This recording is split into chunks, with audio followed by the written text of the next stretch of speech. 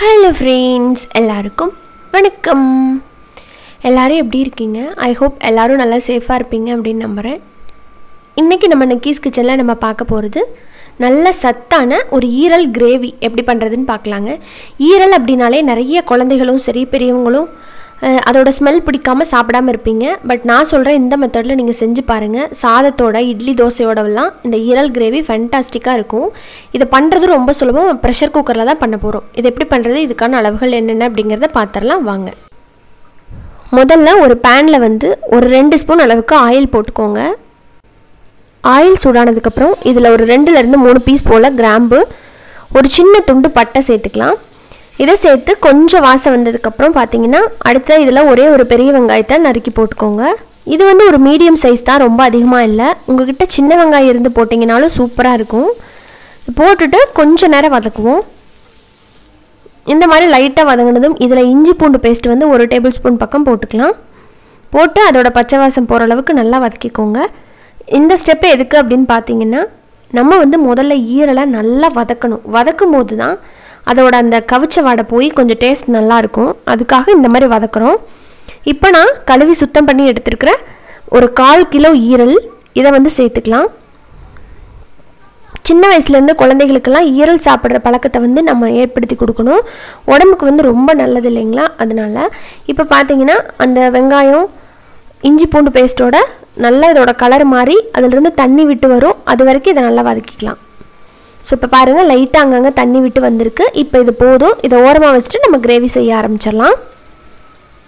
Gravy நான் முதவே சொன்ன மாதிரி இன்றைக்கி ப்ரெஷர் குக்கரில் பண்ண போகிறோம். தேவையான அளவுக்கு எண்ணெய் சேர்த்துக்கோங்க.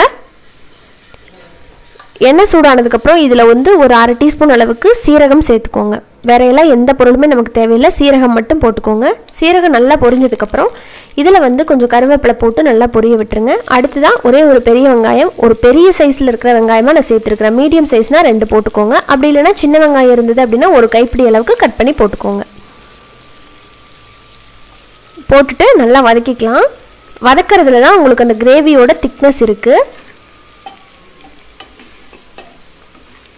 இந்த மாதிரி லைட்டாக ப்ரௌன் ஆகணும். அந்தளவுக்கு வதக்குனதுக்கப்புறம் அடுத்ததான் இதில் நம்ம இஞ்சி பூண்டு பேஸ்ட்டு சேர்க்க போகிறோம். இஞ்சி பூண்டு பேஸ்ட்டு பார்த்திங்கன்னா இதில் ஒரு 2 டேபிள் ஸ்பூன் அளவுக்கு போட்டுக்கோங்க. இஞ்சி பூண்டு பேஸ்ட்டு கொஞ்சம் அதிகமாக போட்டால் தான் இந்த கிரேவி நல்லா ருசியாக இருக்கும். இப்போ இஞ்சி பூண்டு பேஸ்ட்டோட பச்சை வாசம் போனதும் இதில் ஒரு 1/2 டீஸ்பூன் அளவுக்கு மஞ்சள் தூள், 1 டீஸ்பூன் மட்டும் மிளகாய் தூள் எடுத்துருக்கிறேன். கூடவே மல்லித்தூள் 1 டேபிள் ஸ்பூன் அளவுக்கு போட்டுக்கோங்க. அடுத்ததாக வீட்லேயே அரைச்ச கறி மசாலா பொடி, அப்படி இது இல்லைன்னா கரம் மசாலா தூள் 1 டீஸ்பூன் அளவுக்கு போட்டுக்கோங்க. இதெல்லாம் போட்டு இந்த எண்ணெயிலேயே கொஞ்ச நேரம் அந்த மசாலா பொடியெல்லாம் வதங்கணும். இதெல்லாம் வதங்கும் போது தான் உங்களுக்கு அந்த டேஸ்ட் கிடைக்கும்.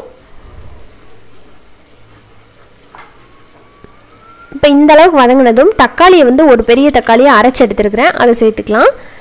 அரைச்சி போடாமல் நீங்கள் கட் பண்ணி கூட போட்டுக்கலாம். நான் கொஞ்சம் அந்த தொக்கு கன்சிஸ்டன்சி கிடைக்கும் அப்படிங்கிறதுக்காக அரைச்சி போட்டிருக்கிறேன். இதிலிருந்து எண்ணெய் தெளிஞ்சு வர்ற அளவுக்கு வதக்கிக்கலாம். ஸோ இப்போ பார்த்தீங்கன்னா நம்ம சேர்த்த தக்காளி அந்த இதெல்லாம் நல்ல ஒரு தொக்கு கன்சிஸ்டன்சி ஆகி உங்களுக்கு எண்ணெய் பிரிஞ்சு வந்துருச்சு. பார்த்தீங்களா, இந்த மாதிரி பிரிஞ்சு வந்துடணும்.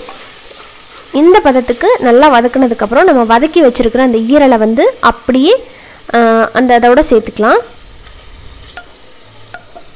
அந்த மசாலாவோட அப்படியே சேர்த்துருங்க. சேர்த்துட்டு இப்போ இந்த வெங்காயம் தக்காளியோட நல்லா அந்த ஈரலை மிக்ஸ் பண்ணி விடுங்க.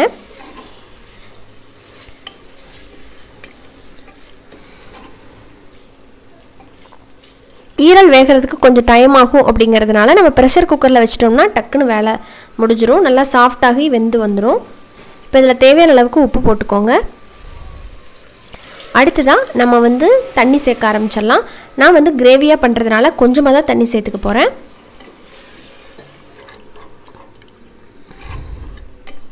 இப்போ நல்லா மிக்ஸ் பண்ணி விட்டுட்டு நம்ம மூடி போட்டுடலாம். இப்போ மூடி போட்டுட்டு இதை ஒரு 10லேருந்து 15 விசில் பக்கம் நான் விடுவேன். உங்கள் குக்கருக்கு தகுந்த மாதிரி நீங்கள் பார்த்து விட்டுக்கோங்க. மொத்தம் நல்லா சாஃப்டாக வெந்துடணும். அந்தளவுக்கு இதை வேக வச்சுக்கலாம். ஸோ இப்போ பார்த்தீங்கன்னா ஓப்பன் பண்ணி பார்த்தா கிரேவி ரெடியாக இருக்குது. இதில் கடைசியாக கொஞ்சம் பெப்பர் பொடி போட்டுக்கலாம். கடைசியாக பெப்பர் பொடி போடும்போது நல்ல வாசனை கொடுக்கும். போட்டுட்டு இதை ஒரு நல்லா ஸ்பேச்சுலா வச்சு மிக்ஸ் பண்ணி விட்டுருங்க. இப்போ கிரேவி வந்து அருமையாக ரெடி ஆகியிருக்கு. நல்லா எண்ணெயெல்லாம் தெளிஞ்சு கரெக்டான கன்சிஸ்டன்சியில் ரெடி ஆகிருக்கு.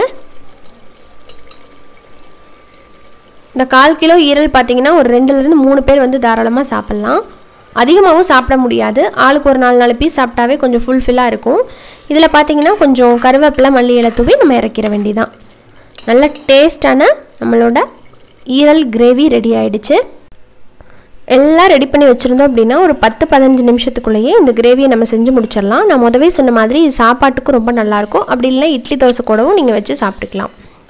ஸோ சத்தான இந்த ஈரல் கிரேவியை இதே அளவுகளோட இதே மாதிரி நீங்கள் ப்ரெஷர் குக்கரில் செஞ்சு பாருங்கள். உங்களுக்கு கண்டிப்பாக பிடிக்கும். உங்கள் குழந்தைகளும் விரும்பி சாப்பிடுவாங்க. உங்களுக்கு ஈரல் வறுவல் வேணும் அப்படின்னா கூட நம்மளோட இன்னொரு சேனலில் அப்லோட் பண்ணியிருக்கோம். அதோட லிங்க் வந்து டிஸ்கிரிப்ஷன்லேயும் என் ஸ்க்ரீன்லேயும் அட்டாச் பண்ணுறேன். வேணுன்னா நீங்கள் பார்த்து அதையும் ட்ரை பண்ணலாம். ரொம்ப நல்லாயிருக்கும். செஞ்சு பார்த்துட்டு ஃபீட்பேக் சொல்லுங்கள். உங்களுக்கு இந்த வீடியோ பிடிச்சிருந்தது அப்படின்னா மறக்காமல் நம்ம சேனல் நிக்கிஸ் கிச்சனை சப்ஸ்கிரைப் பண்ணிவிட்டு கூட இருக்கிற பெல் ஐக்கானை கிளிக் பண்ணுங்கள். இன்னொரு இன்ட்ரெஸ்டான ரெசிபியோட உடனே பார்க்கலாம். நன்றி, வணக்கம். Stay home, stay safe.